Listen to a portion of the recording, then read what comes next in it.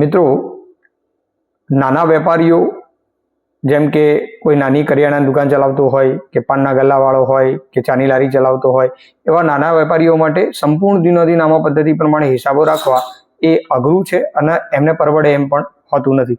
તો એવા સંજોગોમાં આપણી પાસે જે માહિતી આવે છે તે તેમની તરફથી રાખેલા કેટલાક ખાતાઓની માહિતી આપણને મળતી હોય છે. જેમ કે કોને પાસેથી કેટલા રૂપિયા લેવાના છે, દેવાદારોને લગતી વિગત, કોને કેટલા ચૂકવવાના છે, લેણદારોને લગતી વિગત, સ્ટોકને લગતી વિગત, રોકડની આવક જાવકને લગતી વિગત, એવી કેટલીક માહિતી આપણને મળે છે અને કેટલીક માહિતી મળતી નથી.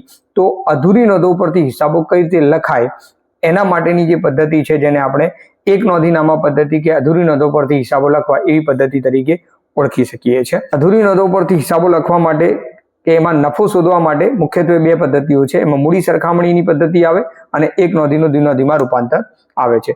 મૂડી સરખામણીની પદ્ધતિમાં મુખ્યત્વે આપણે 4 વસ્તુઓ બનાવવાની હોય છે: શરૂઆતનું સ્થિતિદર્શક પત્રક, આખરનું સ્થિતિદર્શક પત્રક, નફા નુકસાન ખાતું અને પાકું સરવૈયું.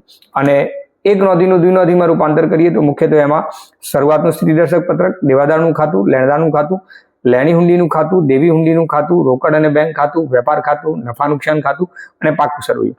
આટલી વિગતો મોટે ભાગે દરેક દાખલામાં બનાવવાની થાય છે.